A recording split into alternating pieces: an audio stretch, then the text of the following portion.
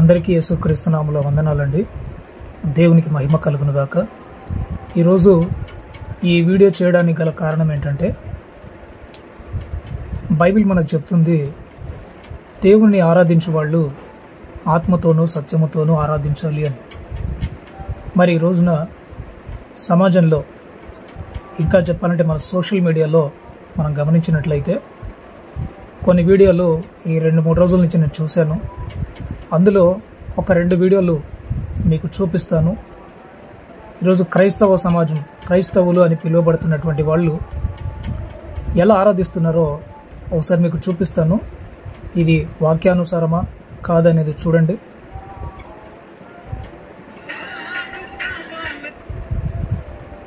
ఒక స్కూల్లోనండి ఓ ఫాదర్ గారు కూడా చూడండి ఒకసారి.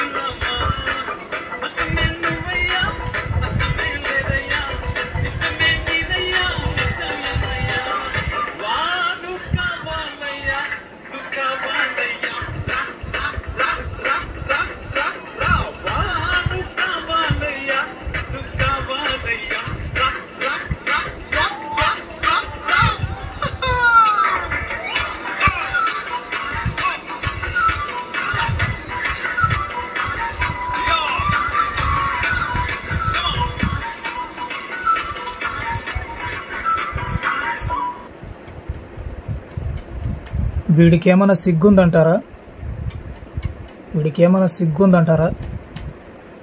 వీడు ఏ చర్చ్ పాస్టర్ ఏమో తెలియదు, కానీ కూర్చున్న వాళ్ళు కూడా గమనిస్తున్నారు. వాళ్ళు కనీసం చప్పట్లు కూడా కొట్టట్లేదండి. ఎందుకంటే దేవుని పాట అయితే చప్పట్లు కొట్టేవాళ్ళు,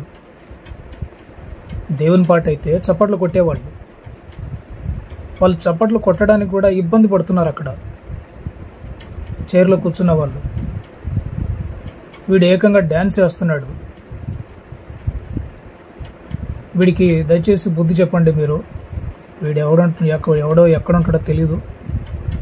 మొత్తం మీద ఆ పాస్టర్కి సంబంధించినటువంటి గౌన్ ఒకటి వేసుకున్నాడు.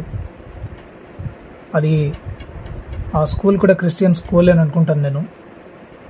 వీళ్ళు చేసేదాన్ని బట్టి ఈ రోజున మతోన్మాదులు మాట్లాడుతున్నారు. మరి వీరు ఇలా చేస్తే వాళ్ళు మాట్లాడడానికి అవకాశం ఉంటుంది. మరి వీడు ఏ ఊరు పాస్టరో, ఎందుకు అలా చేశాడో తెలియదు, కానీ మొత్తం మీద ఆ స్థానికంగా అక్కడ ఉన్నవాళ్ళు మీరు గమనించి వాడికి బుద్ధి చెప్పండి. ఇంకో వీడియో కూడా మీకు చూపిస్తాను.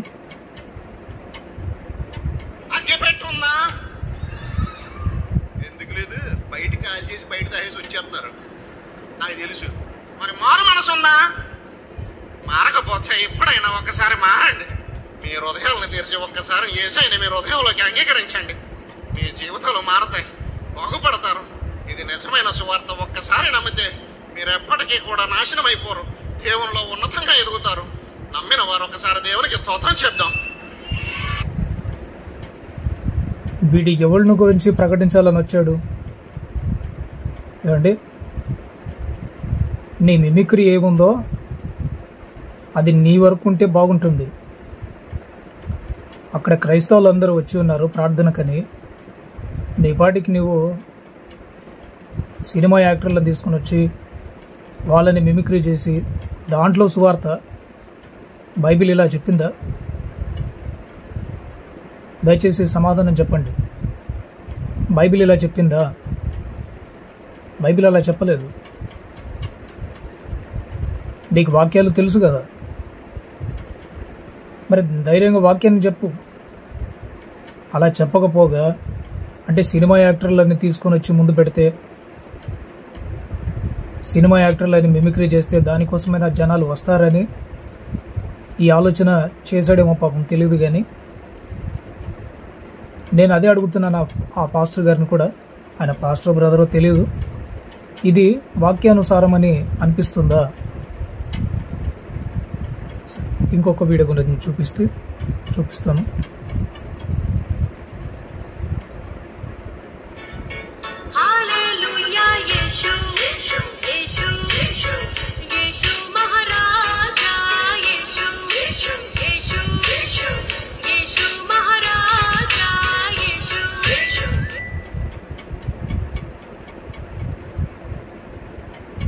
వీళ్ళకంటే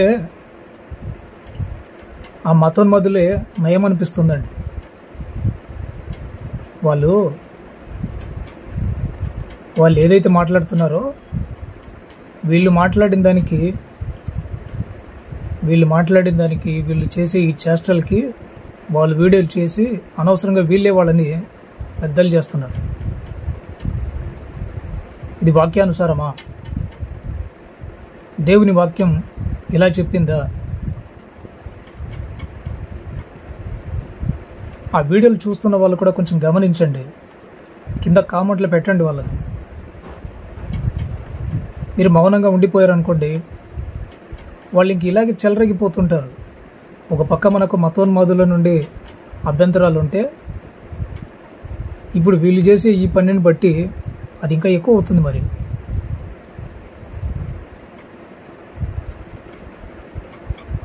సోషల్ మీడియా వచ్చిన తర్వాత ఎవడు పడితే వాడు వీడియోలు.